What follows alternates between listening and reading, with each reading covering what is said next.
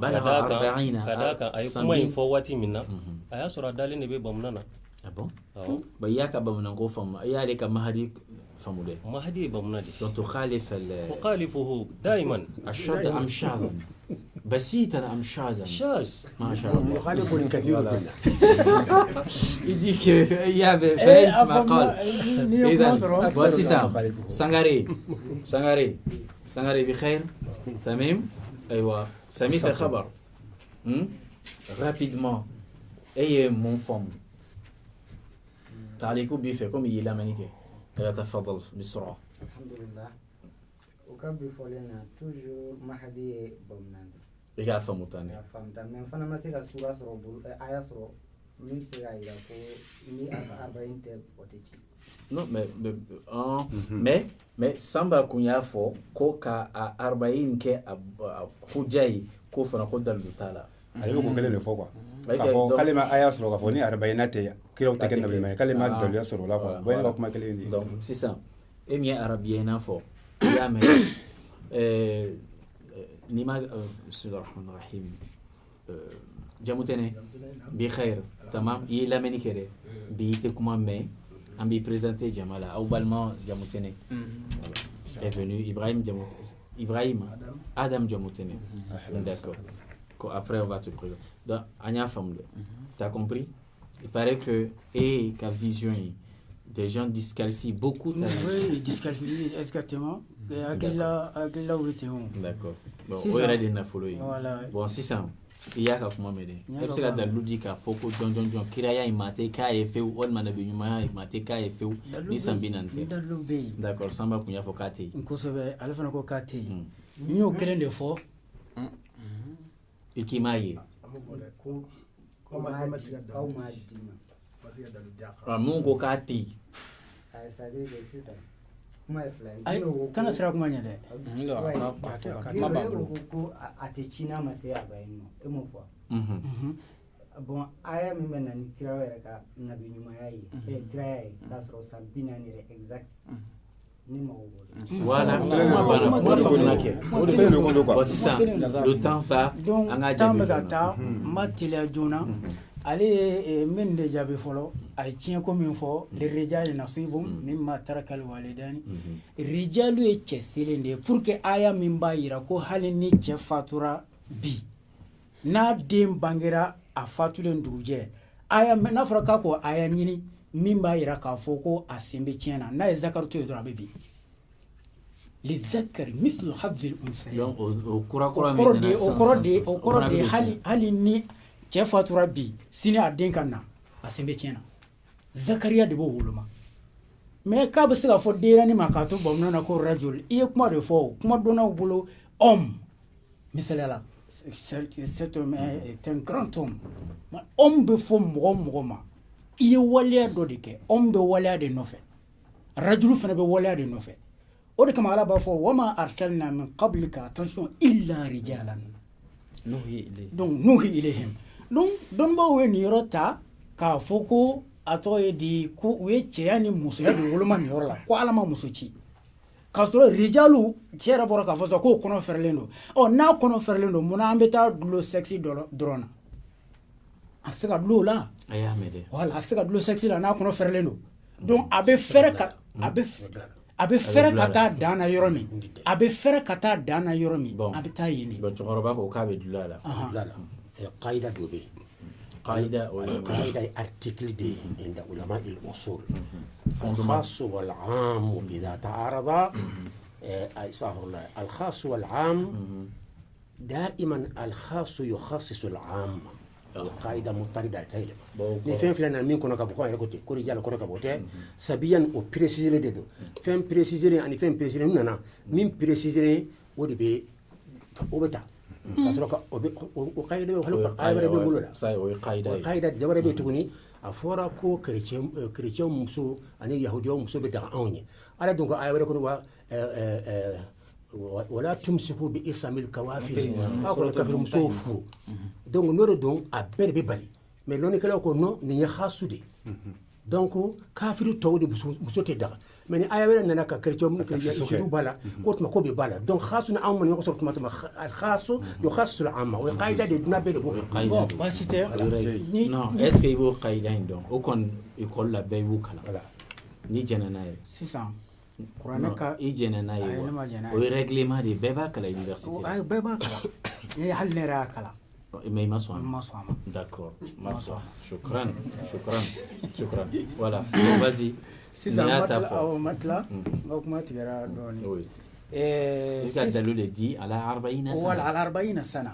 كون على أموتا أدم الدين ركا. كافو. أيام نابا فحملته أمه وهنا على وهن حتى بلغ أشده. أشده أبلا. أكو بلغ أشده وبلغ 40. من له أبيه بلغ أشده وقرده وبلغ 40.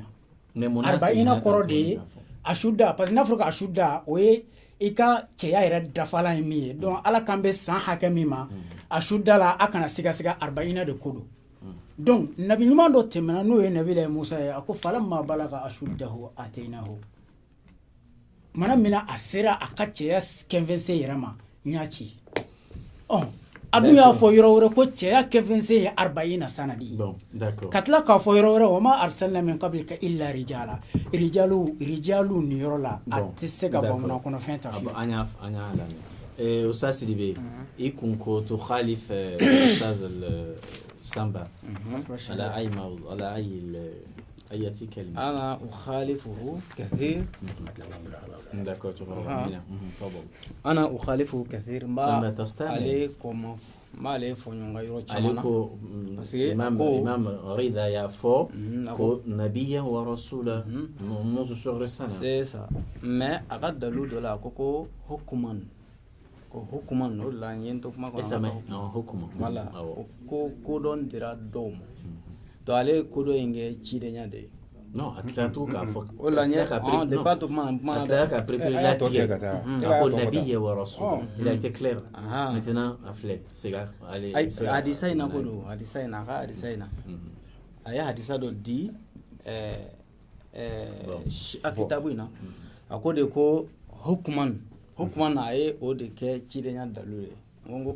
hukman de chide rasulu ma fa yoro e ma famu ne kuma be ka nyogon si kuma do me ka nyogon si di kuma do me ka nyogon si ne ngone mi en flana ay maklanga pmana de maklanga pmana folo flana akoko ayate korone kono min ba jira ka fo chide un chira usambina ni nanya la suratul akafa flani Allah subhanahu wa ta'ala ko chodi ko wa wasayna al insana bi walidayhi ihsanan insana chide wule insana chidumde adama de doya ya kamendo mi mane maya amalatu ummuhu qurhan wa wada'ahu qurhan wa hamalat wa hamlu wa fisaluhu 30 shahran hatta idha balagha ashuddahu niye o ayani fo chidum fu kase u kevenze dala ala kira sallallahu alaihi wasallam a cira ka sito sambinande bebe doni kono be kira cira ka sito sambinane Musa kira juma Muhammad sallallahu alaihi wasallam wasisa bon Isa Muhammad ye adama denye sabu adama denya yere jolembe Muhammad kan sallallahu alaihi wasallam d'accord ya me ko Muhammadun doron o ya adama denya de yanno ikakumala tigate atani kitab dala ni nabiyya ibo aya ko Muhammad sallallahu alaihi wasallam ata makla Muhammad sallallahu alaihi wasallam a cira ka situ sambinani bebo do iswarula wa qur'ana fana ko ata yabluga sudahu mogot se ka ke kodona ya kase yoro ma abadan fi kase i 15 da o kuma na 15 da qur'ana clara ka fo wa balaga 40 sanna fi ka sambinani so mana kira bain sallallahu alaihi wasallam ale fana cira ka sito sambinani aya inte chide ya fashi fulga aya ngono chide ya fashi fulga aya ngono chide ya ta wolo kwa ata yabluga insanu te chide insan no chide ne insani insan chide te bo insanu na ni ya da chide ne tawo ni me aramadin beta ma ala e exceptionnel ke do ko kula ano de fo al aglabiya la majorité de prophètes a caman cira san bi filanan ma tila o kuma bila o kuma bila dɛ a y'o ye tariku kɔnɔ o dalu bɛ o ye tariku kɔnɔ ani siraw tariku ye wahayu ye est-ce que a wahayu f'i ta ne tɛna se ka dɔ tariku ye wahayu ye wa n kɔnɔ k'i ka kuma ko fɛn dɔ kɔni kɛla ko tɛ tiɲɛ ko ye ko tariku ye wahayu e ye ye wa kuma o kuma fɔ yan an mago bɛ ka fɛn dɔ sɛbɛn n'i ye min fɔ an mago b'an k'a sɛbɛn n'i bɛ ka kuma o kuma fɔ ka ca ni kuma ba kelen i tɛ ka kuma an b'a ta min ne ma tila kuma fɔlɔ ma tila e bɛ fɔlɔ ka taa yɔrɔ o yɔrɔ wallahi a bɛɛ rayu a tɛ rayu tɛ wahayutigiw don wa ayi rayu tɛ wahayutigiw don wa diinɛ ka kuma in ye salam kayida fɔra k'a bɛ kalan ekɔli la e ko k'i ma sɔn kayida an se ka débat yɛrɛ kɛ Salam. an se ka débat kɛ wallahi ne ma tila fɔlɔ salam Sidi bɛ tila filanan ale y'a jira k'a fɔ isa ko nabi ɲuman don kira don sariatigi fana don o la n y'a ɲininka kuma kɔnɔ ko sariatigi don wa o sariatigi don o kuma bɛɛ mana walawalali kama isa alayhi salam n'an ye suratu sɔfi lajɛ a b'a fɔ ya bani israel inni rasula ilaykum musaddiqan lima bayna yadayya min at-taurata ale nana kana wala mina taurati ale nana kana kitabu dɔ de catigiya n'o ye taurata ye a m'a fɔ ko wa ayyadnahu ay injil fɔ ye o ye taurata kelen de o tɛ sariya ye o isa ale nana ni bayinatu de ye o bayinatu ɲɛfɔli a nana ɲɛfɔli de kɛ a ma na ni sariya ye dɛ a m'a fɔ ko injil ye mun ye sisan injil o ye tabushira c'est à dire nisɔndiya fɛnw a n'a jil o y'o de ye donc Jésus mana ni sariya isa mana ni sariya ye o ye débat wɛrɛ ye i yɛrɛ ye bila yɛrɛ ni nana e débat bila e yɛrɛ ye bila parce que an t'o to yen ka taa i ko ko cilen sariatigi de don cilen sariatigi tɛ filanan n'a nana suratu maida aya 40 na ala b'a fɔ ko inna anzalna taurata fiha hudan wa nurun yahkum biha nabiyun hudan yahkum biha nabiyun nabi ɲuman caman bɛna baara kɛ n'a ye a tɔ bɛ dɛ e ka nin aya in si tɛ dalu e aslamu kɔni bɛ ka ayaw kalan dɔrɔn bɛ ka ayaw kalan nka n'an ka débat tɛ ɲɔgɔn sira la yɛrɛ assalam takra al ayat fakat sisan i bɛ ka ayaw kalan nka tɛ débat yɛrɛ ɲɛ sira la nin t'an ka débat dɔn fadilatu shukran o mana isa alayhi salam kira sariatigi tɛ a nana kana ɲɛfɔli de kɛ wa aya min n'an y'o fɔ sisan aya min n'an y'o fɔ suratul est ce que a bɛ se ka kɛ kɛtɛya ka sɔrɔ a ma bible kalan wa a bɛ se ka kɛ kɛtɛya ka sɔrɔ a ma bible kalan wa aya ka ɲininka don ko sariatigi tɛ ko chrétien sariya kun tɛ yan chrétien sariya ni silamɛ sariya bɛɛ ye sariya kelen ye yan ni n'a sɔrɔ ni sariya aya ka kumaw fɔ yan o jaabi ne ma kuma o y'i ɲininka n'i tilala i b'o jaabi chrétien sariya silamɛ ni chrétien bɛ dɔrɔn sariya kelen na Samba n'a pas de parole. salam alaikum d'accord aya ka kumaw fɔ Samba n'a pas la parole. ne ma kuma i kuma ne kala dɛ Fadol, an nana le waqt. fan kɛra fɛn caman kunna Oui, mais allez-y. sisan n'an ye nin yɔrɔ lajɛ k'a fɔ de ko cidenya ko dalu t'a la kɔrɔnɛ kɔnɔ suratul akafi bɛɛ k'a dayɛlɛ k'a lajɛ aya 15 hatta yabluga ashuddahu wa balaga 40 sana fo ka se a kɛmɛ se dan na o tuma na ka san 40 sɔrɔ alakira sallallahu alaihi wasallam a cira a san 40 D'accord. Fadilatu Sheikh, u ka an ka bɔ nin kɔnɔ dɔɔni dɔ to la fan dɔ fɛ an bɛna dakuruɲɛ damadama fɔ o la e ka mun bɛ hinɛ pour que an ma kelen de don mais san'an ka se a ma aya min tɛmɛna k'a fɔ k'an kɛ waja'alani nabiyan ni e tun ye ɲininkali caman kɛ n ye miiri sa n ye kuranɛ aya wɛrɛ sɔrɔ yɔrɔ yɛrɛ da fɛ ala isa kelen tilala k'a fɔ wa ataniyal kitaba o bɛ kuma ban kitabu ma d'a ma k'a to bamuna na donc kitabu ma d'a ma k'a to bamuna na kuma in kɔrɔ de a ye n kɛ annabi martaba la kabini ala ye n da don mais kitabu bɛna d'i ma don min o don kɔni ma se fɔlɔ a dun ko kitabu dira n ma o y'o jaabi fɔlɔ a filanan ninnu bɛ min ka nin ye tan ne ye min faamu o la voilà et puis ninnu bɛ min ka nin ye tan n'o de ye san 40 ko ye ne kɔni ka rajo ye min ye majorité annabi fanba bɛɛ cira san 40 na ne b'o kan wala san 40 tɛmɛna kira cɛ a ka sɔrɔ san 40 dafara mais kelen fila ka bɔ a la o bɛ se ka kɛ ne kɔni b'o kan isa ta wɔɔrɔ la parce que isa yɛrɛ hali k'a fɔ a ye san 40 sɔrɔ ka to ɲɛnamaya kɔnɔ dunan kɔnɔ kuma yɛrɛ ka ca hali sɔrɔ kɔnɔ isa yɛrɛ ka to k'a fɔ a ye san 40 sɔrɔ dugukolo kɔ kan o kuma ka ca ayiwa 30 fanfɛlaw de 34 30 fanfɛla ninnu caman b'o de kan kɛnzulu mali n'i y'o juzu fɔlɔ lajɛ a bɛ a sara ka se to san 100 ani san 20 voilà san 100 asha 120 sana a sara de Asara Kurani ko ka sara. Isa sara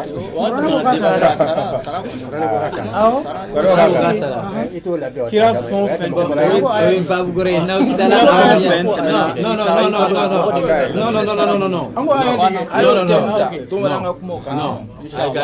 nka n'i ye kɛnduluma lajɛ a bɛ yen ale y'a yira k'a fɔ samiya wa sirina sana ne nya amen a ko an t'o babu kɔnɔ mais n'ala sɔnna an bɛ don a kɔnɔ ne ni banna an bɛ don a kɔnɔ bon sisan maliyɛnw wa in tanaza'tum fi shay'in farduhu ila Allahi wa rasul an ka dɔnnikɛlaw bɛ na o bɛ an masala ka sɔrɔ funu t'a la kungo t'a la kɛlɛ t'a la nin de ye dɔnni ye an bɛ dɔnnikɛlaw minnu tɔgɔ fɔ an bɛ kalansoba minnu tɔgɔ fɔ Ja'fariya Malikiya Shafi'iya Hanibal ninnu an bɛ ninnu fɛn fɛn fɔ o bɛɛ waati dɔw kun dɔw ye kalan ta dɔw fɛ maa ma maa bali k'i ka hakilina sɔrɔ fo bi a kɛra dɔnni non s'il te plaît i ka hakilina sɔrɔ ka kɛ kalan ye maaw bɛ fɛn ta ɲɔgɔn fɛ o bɛ ɲɔgɔn bonya hali n'a sɔrɔla o fɔnɔ ɲɔgɔn kɔ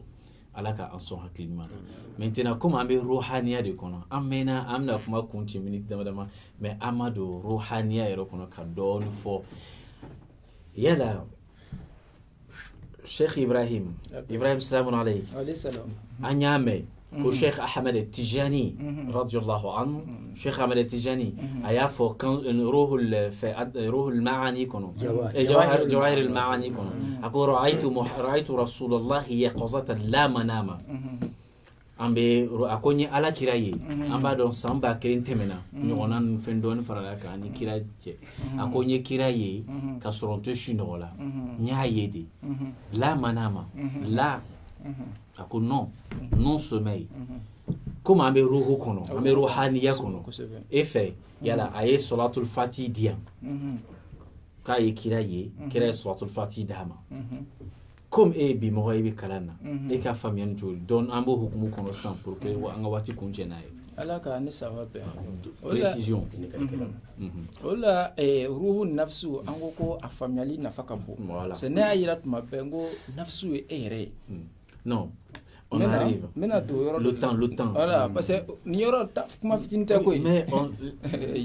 kuma fitini tɛ mena le temps presse voilà ruhu min ni o bɛ kabako kɛ o bɛ bɔ ka ruhu bɛ bɔ a bɛ to i y'a faamu ruhu bɛ se ka i dɛmɛ ka pouvoir caman kɛ n'i ye sira min minɛ a b'i dɛmɛ o kan an y'a yirala k'a fɔ mɔgɔ bɛ se ka a yɛrɛ kɛ 2 walima 3 walima 4 donc ruhu de y'o ye mais a yɛrɛ bɛ nafsu bɛ 1 pe de la i y'a faamu donc kuwa min bɛ kira la sallallahu alaihi wasallam ani ruhu min b'a la ka ruhu fanga ni mɔgɔ tɔw ta tɛ kelen ye mɔgɔ ruhu fanga sugu dɔw b'a la a bɛ se ka fɛn caman kɛ mɔgɔ tɔw tɛ se ka min kɛ bon kira ka taa a ye nabi ɲuman ka sallallahu alaihi wasallam Sheikh Ahmed Tijani a ye kira ye k'a fɔ kira bɛ ye e ka experience ne an delila k'o fɔ yan yɛrɛ tabali aider nous à comprendre kira bɛ ye fɛn di mɔgɔ ma f'a bɛ kuma a bɛ se ka ye ka fɛn di ka kuma yɛrɛ i n'a fɔ a ye suratul fati i n'a fɔ a ye suratul fati da a bɛ se ka kɛ e y'a faamu ko a bɛ se ka kɛ a bɛ se ka kɛ e y'a faamu ko a bɛ se ka kɛ wa awɔ a bɛ se ka kɛ ne ka faamu na a bɛ se ka kɛ parce que frontière tɛ ni ni foyi cɛ non mais ale ko n tɛ sunɔgɔ la o ye nin de ye o ni e m'a fɔ ruhaniya jismuw de bɛ dan bɛ jismuw de ni ɲɔgɔn cɛ an ma ruhu frontière tɛ ale an ye kuma dɔ mɛn ko kira ko ni mɔgɔ min ye assalamu alaikum fɔ n fɛ maka ye ko n b'a mɛn an y'a mɛn fana ko ni i ka su fo k'a b'a jaabi est-ce que o fana vérifié la su bɛ o yɔrɔ la ne kɔni ne b'o o fɔ ɲɔgɔnya ka d'a kan mɔgɔw kan bɛ su min ma o yɔrɔ la o kan bɛ an bɛ min kasanke ka taa da dingɛ non an bɛ ruhaniya de kɔnɔ an bɛ esprit de kɔnɔ e bɛ ni esprit de ye esprit tɛ su ye o esprit tɛ su ye ni tɛ su ye a tɛ fɔ ni ma ko su ale tɛ sa yɛrɛ ni b'a jaabi voilà donc ni bɛ jaabili kɛ dɔ a bɛ se ka ye ni bi mais ni de b'a ye dɛ ni de b'a ye farisogo t'a ye Fadilatu Sheikh an ye min fɔ tan Sheikh Ahmed Tijani y'a fɔ a ko n ye alakira ye yaqazatan la manama a kuma ye kɔbaw tigɛ bawo cayala ko comme kira sala fɛn caman k'a y'a ye suratul fati bidaa de don nkalon de don etc kuma caman fɔla kɛlɛw kɛra jamana caman kɔnɔ mais comme لكل مكان لكل شيء أوان واتي وبنيكا كوريدو أم فناك واتيتا إيه أنغام روحانية إيه مو فموالا kana nyina folo ka fo kuma kuna mafoko ala ya fo wala kira ya fo folo yelo mafoko la kani apo Cheikh Ahmed Tijani voilà donc ala ya fo kira ya fo kuma te folo Cheikh Bado de ya fo oni Cheikh ya fo samba flade yeli mami sara wati jan est-ce que anyana mabise ka yewa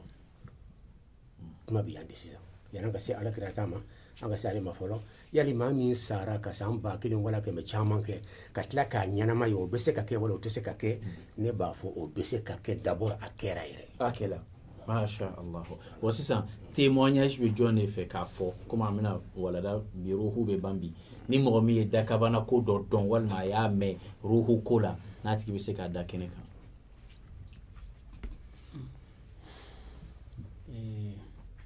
jone do ne kɔni bɛ se ka min fɔ allez-y en tout cas o ye kuranɛ aya ta de i n'a fɔ kuranɛ kɔnɔ niw de bɛ ɲɔgɔn ye n y'a fɔ cogo min c'est ce qu'il dit voilà mais a mɔgɔw b'a miiri ko i b'a ye ni farikolo de ye a t'i si bɛ ni farikolo ye mais ni de bɛ ka filɛli kɛ oui mais c'est ce qu'il dit exactement hakilina kuma de don voilà an bɛ ruhaniya de kɔnɔ an tɛ balimus kɔnɔ ok donc kuranɛ kɔnɔ o lahalaw bɛ yen i n'a fɔ ni mɔgɔ min sara a ni tɛ sa. D'accord. Voici ça. Question de John de faire. En même temps, ça va. Rabbil alamin. Suma alhamdulillah rabbil alamin. Ne bena question de poser. Et puis nga remarqué pour la fin do kan. Ani uwe kuma munu fo. Jésus ka naissance. Ouais, Jésus ka naissance fo chugomi. Jésus bangeto a bani fataradi. Utatola a bangera serla a klala ka exilé nae ou quoi fort il a fait 7 ans d'exil à Banifa. Bon maintenant quand ils sont retournés il me semble que ningali keraendi a fora ku ijirake Banifa ani Jésus re ijirake Kata, bon, je sais pas. Voilà, il y a eu un film de là. Il y a comme. Et puis, Bible n'a pas pour quoi explication. Comment on peut explication belle. Bon, quand ils sont retournés à Nera. Oui, il y a contribution. Voilà. C'est la question. Voilà. Bon, mais question m'est posée. C'est que moi, je fais des remarques là. Un balmaké comment il faut lui là Samba oui. Allez comment il faut ça fait peur avant on aurait kalambalu sira ah bon il kana i haklina fo korona haka ni haklina fo dron iki sigiro ben janama kono moi je pense que au phrasing a kanga étudier. D'accord. Parce que ni kurana ya fori e ka hakilina boiro ka famunte il m'a famille akede il faut que tu réfléchis là-dessus il y a famille tu comme il faut et c'est à femme moi je pense que ça ce n'est pas grave. D'accord. Parce que on a 600 ans doko école denka gida do dine maro. D'accord. Donc ça fait c'est ça. Voilà, c'est ce que moi j'avais à faire. Koumari. Assalamu alaikum. Ne Mohamed Koumari de Kaboyoro Tambugula. Nga question ni abi bereka ina fo mbalmake borka kuma mi fo sisa mbalmake trawde vena ka kuma hakilla do ni fene bo ola akurane haya a sebene do an yɛrɛ bɛ ka min ɲina na o ye mɔgɔ de hakilila ye sɔnɔ kuranɛ jiginna mɔgɔ min ko alakira muhamadu a ma kɔrɔ fɔ la a ka tafsiri tɛ yen donc kuranɛ ye fɛn dɔ de ye min ni a faamuya ɲuman bi taga na an y'o mɛn an ka da o la an ka baara kɛ ni o ye o kɔnɔ o ye ne ka hakilila ye basi tɛ yen nɔ. Assalamu alaikum warahmatullahi wabarakatuh. Ne ka ɲininkali bɛ taabaliga mɔgɔw bɛɛ de kan quoi. Parce que ɲɛ b'a la a bɛ fɔ débat in yɛrɛ laɲini yɛrɛ ba ko wa in tanaza'tum fi shay'in farudduhu ila Allahi wa rasul. Ni kuranɛ in débat in yɛrɛ laɲini ye nin de quoi. do a fɔra ko n'an fɔra ɲɔgɔn kan kana kuranɛ de la quoi o mais an fɔra ɲɛ b'a la fɔ ɲɔgɔn ko caman bɛ kɛ yan yɔrɔ la mais an tɛ ka na kuranɛ ma quoi a dun fɔra ko n'an fɔra ɲɔgɔn ko kan kana kuranɛ de ma ou bien dɔw b'a fɔ an bɛ fɔ ɲɔgɔn ko mun na k'a t'a kɔnɔ a dun bɛ fɔ cogo di n'an fɔra ɲɔgɔn kan ka na an fɔra ɲɔgɔn ko mun na a t'e fɛ e dun b'a fɔ kan ka na e fɛ cogo di n t'a dɔn kuma bɛ faamu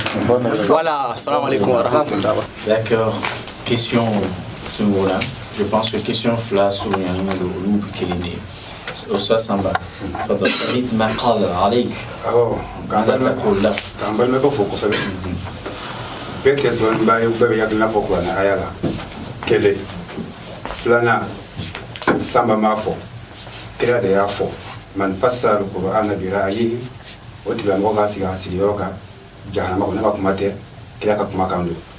ويا كجابي بيتتون بقى يقول لك نفوق وانا عيالا ويا على تاي مين هو فانا فوق كلا ما كنا بتفسيره كه aya fila be ma fa ko koro fonye basro ka so ka mama aya fala yajmani wa anzalna ilayka dhikra litubayyana lin-nasi ma nuzila ilayhim suratul nahl yalma qur'ane zikru o min jigina he ga koro fo mahoyi iga mawo ka ni fo mawoyi yalma e be se ga nya fo tuko di ni ma a ke mu fo ni ma koro fo ni ma fa mi fo وهي آية كلي آية فلانة والذي بعث في الأميين رسولا منهم يتلو عليهم آياته ويزكيهم ويعلمهم الكتابة أكاني موي كورفوني موي كورجمي donc on va pas tafsiruke quoi qu'on tafsiruke na kwa makia ama peke ayo mombe kama tafsiruke ou soit me kama tafsiruka ko fonye fana basu kuluka d'accord kwa suranta annani suran membe ko ala mo kila mo tafsiruke suran keman surata annani ayo bana ya bawrana ko ma fe o ayo membe ko kila mo tafsiruke donc debe soroka ma basu ko d'accord oh est-ce que d'accord kele membe ko d'accord ngandi dale ta kuma sama ka kuma ina nanya la jenia ye mo fo le nyongo tafsiru yɛrɛ kɛbaga bi n'i y'a jateminɛ min yɛrɛ dɔnnen bɛ ale ni ka taa kɛmɛ saba yɛrɛ la ko n'a cayara n'o ye alezina fasaru kuran maa mun ye kuranna fasiri kuran donc n'an y'a lajɛ n'a y'a sɔrɔ alakira sallallahu alaihi wasallam a ye tafsiru kɛ o kuma na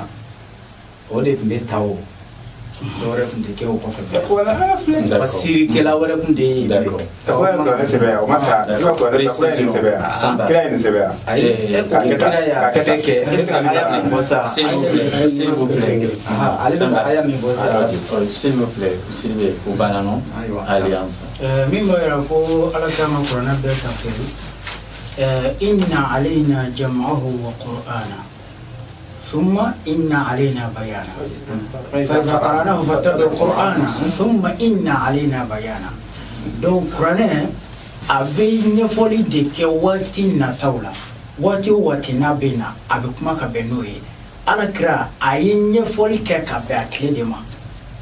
donc o de Qur'an aya b'a fɔ ثم إن علينا بيانا a walawalali o bɛ ni Ala de kan donc ale de bɛ mɔgɔ ci waati munasib voilà waati min n'o kɔrɔfɔli ka kan ka bɛn a waati ma a b'o fɔ baga bila ka na o b'a fɔ kuranɛ kɔrɔfɔli tɛ ban fiyewu ni kuma in hakilina ka nɔgɔ kuranɛ ala ye min jigin don e ta in o tɛ mais ni a ko de wa in tanaza'tum fi shay'in farudduhu ila Allahi kan b'o fɔ k'a b'a mɛn wala k'a b'a mɛn o dɔw b'a fɔ ko nin tɛ kuranɛ kɔnɔ ko etc etc ko ni ye kuranɛ ta fɔ fana ko dɔ b'a fɔ k'i bɛ dɔwɛrɛ ta fɔ k'ale bɛ fɛ k'a faamu فإن تنازعتم في شيء فردوه إلى الله والرسول هناك إدو فرانيكم كرة دينكم منونا ودو أمور لله ودو بنا يربي ala ye fɛrɛ kelen bɛ de fɔ an ye i b'o de fɔ don o don ka karamɔgɔw wele ka na n'u mana lahara ko bala ye a fɔra ko kana baara kɛ ni kuranɛ aya doni u ka na ne yɛrɛ de bɛ n ka baara caman bila ka na fɛn caman bɛ na o mais ni sera lahara ka dan tan gɔnɛ ma kan fi an yɛrɛ la ɲ'u wele téléphone na ɲ'u ta non je vais dire mais dɔ de ka sɔrɔ min b'a la baara ne y'u wele n ye lettre sɛbɛn n taara u fɛ n y'a fɔ ye téléphone na n bɛ t'u fɛ min na a ye nan ka baara kɛ ni kuranɛ aya ye sini n bɛ na nka a ka kuma to yen a ka kuma ye min ye tabali yɛrɛ ka a y'a faamu kuma tabali yɛrɛ ka an tɛ kelen ma afwan comment de donna a famuna o to min ka ka précision de ke ya famu o fa min de ka barakani qur'an ne ala ka kuma sigi ala na kira mo be chuti ala irebe ala kan be ala kira muhammad sallallahu alaihi wasallam afar kullu tendi bon sisan an bɛ sigi ala kira ma cogo di ala kira ka kumakan bi bon ala kira ka kumakan bi ala ka kumakan bi bon a filala juma garantilen bɛ kuranɛ de kuma garantilen don kuranɛ min b'an bolo o kɔni garantilen don mɔgɔ mɔgɔ sera k'a fɔ ala ko ta n'a sɔrɔ i m'a yɛlɛma kuma in fana kɛra sarifu ye a kɛra bayinatu ye dugukolo maa bɛɛ bɛ jɔ se ka kuma n'i y'a ye mɔgɔ sɔrɔ ɲɔgɔn sɔrɔ i b'a sɔrɔ kuma in ma jɛya wala i ye kɔrɔ dɔ d'a ma min tɔgɔtɔgɔ ma sɔn min ma n'o tɛ ni kɔrɔ jɛlen don ɲɔgɔn sɔsɔ t'o la i y'a fɔ mais hadisa o garantilen tɛ hadisa garantilen tɛ alhadisu yawma ghayru ma'sum o ye tiɲɛ ye a garantilen tɛ a garantilen tɛ parce que minnu ye ala kɛra lamɛn k'a las'an ma an ma ala kɛra ye an ma olu ye an ma ahlulbayitiw ye an ma sahabaw ye o kuma la sera an ma de mɔgɔ ko karisa ko karisa ko ta karisa ko donc mɔgɔ tɛ nin yɔrɔ min don n'o la de o de y'o baga ma'suma kɔnɔ mais ni ala kɛra yɛrɛ ka kumakan a ye min fɔ a ka ɲɛnamaya diinɛ kɔnɔ n'a bilennen bɛ diinɛ la o ye ma'sumu de ala kɛra ka kumakan a ka ɲɛnamaya kɔnɔ n'a ka sa o ye ma'sumu de parce que jaabi o de la soba min tora sisan nɔ dɔnnikɛlaw ka kuma jɔyɔrɔ ye jumɛn ye sisan la alimahu alladhina yastanbitunahu donc dɔnnikɛlaw ni yɔrɔ bɛ jumɛn minnu bɛ kuranɛ ka tɛmɛ bɛɛ lajɛlen kan n'an ɲagamira kuranɛ aya min n'a ma jɛya olu de bɛ ɲininka aw miiri la ala ka laɲini ye jumɛn ɲinina olu b'o fɔ an ye kuranɛ aya yɛrɛ y'o sabati ka ban ni mɔgɔ min taara fɛ jalabi tɔ ni bɔrɔ de kɔnɔ sa d'accord si c'est ala ka ne sabo parce que n'i y'a ye ne yɛrɛ bɛ kitabu ni caman kalan mais n'i y'a ye kitabu a ma yɛrɛ kɔlɔsi a la an ka cɛkɔrɔbaw b'a fɔ an ye tuma bɛɛ a ye yɔrɔ kɔlɔsi kitabu la ne yɛrɛ ka recherche kɔnɔ nana ye tiɲɛ fana don parce que an ka kitabu nana sɛbɛn tuma min a bɛɛ y'a sɔrɔ farafarali kɛra ka ban taabolo kɛra ka ban kalanbaga i mana kalan cogo o cogo dɔnnibaa don cogo o cogo n'a ka kitabu sɛbɛntɔ taabolo dɔ de ko b'a kɔnɔ dɔrɔn o tɛ ala ta ye bilen hali n'a k'a bɛ ala ta fɔ n'a taara se taabolo in ka yɔrɔ ma a disara a b'o dogo min bɛ taabolo in lagosi bon n'a taara se kuma o kuma kɔnɔna kɔnɔ min bɛ taabolo in lagosi a b'o dogo donc o de kosɔn kitabu ne tɛ sɔn an ka dalilu kɔ kitabu la ka caya n bɛ siran o de ɲɛ o yɔrɔ fana n b'a yɔrɔ fɔ ka da kan dɛ parce que mɔgɔ o mɔgɔ n'i cɛsiri ala ka diinɛ na k'a kɛ ni kɔnɔna jɛlen diinɛ yɛrɛ dɛmɛni aya yɛrɛ ko alazina ijtahadu fina lanahdiyannahum subulana ni kɔnɔ jɛ ala ka diinɛ i m'a kɛ taabolo si dɛmɛli kama i y'a kɛ ala ka diinɛ dɔrɔn ala kelen yirali de kama n y'o de fɔ yunazzilu malaikata biruhi ila man yasha'u min amri ila man yasha'u min ba'di an anziru annahu la ilaha illa ana fattaqun ka ala kelen bɛ yira ruhu bɛ na a b'i dɛmɛ siga foyi t'a la masha Allah d'accord anta min fɔla tan i y'a faamu ayi e ka hakilina b'a la wa hakilina b'a la o de an ka sinsin min kan waati bɛɛ lajɛlen na o de y'a tafsir bil ma'sur tafsir bil ma'sur تفسير بالمعصور هو التفسير القرآن بالقرآن أو تفسير بما ثبت عن الرسول صلى الله عليه وسلم أو عن الصحابة أو عن التابعين نادلون النونا أدولا أمبي كيسي فونيو ين شاما mais olu yɛrɛ fɔra ɲɔgɔn kɔ d'accord tafsir tafsir an y'a faamu n'i ko tafsir bil Qur'an an bɛ sɔn a fa tɔ ninnu olu dama yɛrɛ ma sɔn voilà وإن تنازعتم في شيء فردوه إلى الله والرسول أني نبولودا résumé مختصر أني نبولودا أنا بيه أسيكودوناي واتي كوروليني دو a sujet kun ye a mawulu babu kun ye mun de ye ruhu ye donc an ka ko karamaw k'a ma k'a bɛ fɔ a ma ko sɔnɔnɔ ye etc voilà bon an ko mun de ye nafsi an yɛrɛ b'o dɔn k'o ye ni ye kumaw fɔla a kan dɔnnikɛlaw u bɛnna fɛn dɔw kan fɛn dɔw u ma bɛn a kan mais bi ta kuncɛla ye min ye kuma sinsinna aw yɛrɛ y'a ye kiraw ka san 40 dɔw ko u bɛɛ bɛ se ka bɛn min kan o ye kiraw fanba san 40 o kɔni o kɛra mais k'a fɔ de komi fanbaw kɛra san 40 jagosa de don exception ma k'a la tɔw bɛɛ de kɛra ye ko fanba k'o kan donc dɔw tagara k'a fɔ ko olu ma ban a bɛɛ kɛra fanba kɛra san 40 mais a ma bali ko damadamaw dɔw kɛra kɛrɛnkɛrɛn dɔw kɛra olu nana san 40 duguma dɔw yɛrɛ tagala san 40 sanfɛ mais u bɛn'a kan ko karisaw kɔni kɛra kiraw ye o ma bɛ kɛ waatiw de kan a faamuna arabukan kisɛ dɔw bɛ yen u fɔnfɔnna ɲɔgɔn kɔ a la min ye mahadi ye dɔw ko mahad mais n bɛ fɛ k'a fɔ anw maliyɛnw olu karalen don u bɛ se k'u yɛrɛ bɔ anw ka danfara sigi mahad ni mahadi mahadi bɛ yen mahadi bɛ yen don dɔ fɛnɛ an bɛna u wele u kana yan ka na fɔ an ye olu nkaw y'a fɔ a ye o kelen kelen bɛɛ bɛ se k'o ta yan fan dɔn mais comme anw mako b'u olu la ka diinɛ in faamu an bɛ t'u nɔfɛ o kana ka na ɲɛfɔ an ye bon mahadi don dɔ an bɛ kuma o kan mais mahad o de ye ko bamuna mais o ma bɛn a kan u bɛnna a kan ko daminɛ de ye mahadi ye mais daminɛ bɛ taa min kɛ fo ka taa dan yɔrɔ min na u bɛnna a kan fɛnɛ ko fɛn min ye isa ye a kɔni kumana majorité taara ko a kumana a denmisɛnniya la an y'a faamu fo ka taa se kiraya k'a kɛra a kiraya fɔ mais cidenya daminɛlen ko o bɛ se ka kɛ o ma kɛ a denmisɛnniya kumana a faamuna ninnu n'u ɲɔgɔnna o ma se ka min perepere latigɛ an ye o ye kɔnɔ in ye waati joli ta o ma se k'o perepere latigɛ an ye o ma se fana ka a ba bɛ kɛ ka a kɔnɔ ta kuma min na o ma ba si hakɛda fɔ an ye mais comme anw yɛrɛ fana bɛ kɛ k'a ɲɛɲini an b'a fɔ olu ye ko ba kun bɛ a kɔnɔ ta kuma min na a kun bɛ san 16 la a kun bɛ 16 ans ka da aw dalilu ye min ye gafe caman théologie systématique kɔnɔna gafew caman y'a fɔ k'a yira ko a ka jati milad bɛ daminɛ san min na o b'a sɔrɔ a ba kun bɛ san 6 la donc o b'a jati k'a fɔ ko a ba kun bɛ san 16 la donc isa yɛrɛ bɛ bange ko isa ka jati calcul bɛ daminɛ k'a fɔ nin ye l'an 2000 ye 2000 1000 fo kana se o bɛ jati san min na o jati bɛ daminɛ san min na o san b'a sɔrɔ ba kun bɛ san 16 la donc o b'an permettre k'a fɔ ba kun bɛ san 16 demi o faamuna bon donc ka ma kɛ min kan o dɔnnen de don faamuyali kɛra min kan o dɔnnen de don o de la an b'aw fo an b'aw waleɲuman dɔn baabu min b'an fɛ min bɛ na kɔfɛ o ye a fɔla an ye ko kuranɛ ye arabukan ye an k'an minɛ o wele o kana fɔ an ye an ye kumakanw sɔrɔ kuranɛ kɔnɔ min olu ko arabukanw tɛ i n'a fɔ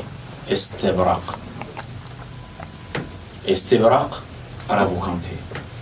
mais a b'a kɔnɔ n'a kɛla ye a kɛla ye waati juma i n'a fɔ sisan ne b'a fɔ n bɛ taa sugu la olu arabukan dɔnnaw b'a fɔ ko ma bamanankan fɔ mais ne b'a dɔn n ye bamanankan fɔ parce que mun na n ka waati y'a sɔrɔ a donna a kɔnɔ a kɛla dɔ ye i bɛ taa sɔrɔ kuranɛ fana bɛ jigin kuma min na ninnu kumakisɛ ninnu i n'a fɔ injil an b'a fɔ injil fana tɛ arabukan ye a donna a kɔnɔ i bɛ taa sɔrɔ b'a fɔ kuma min na a kun bɛ arabukan dɔ ye ka d'a kan kuranɛ bɛ jigin kuma min na a nana a kɔnɔ fo ka se o waati mɔgɔw ka kan dɔ ye sisan an b'a fɔ haram o ye persan kan de ye an b'o fɔ an bɛ olu ɲɔgɔnnaw caman fɔ i n'a fɔ huda hali sisan tubabukan na kumakan 52 bɛ kuranɛ kɔnɔ français ma se k'o tafsiri kɛ ka da dɛsɛw dɔw kan huda bɛ o kɔnɔna na i n'a fɔ olu ɲɔgɔnnaw caman ibrani an b'a fɔ maka n bɛ taa maka ye habisini kan de ye éthiopiens ka kan de don arabukan tɛ mais cependant kuranɛ nana version wɛrɛ ye ko bakka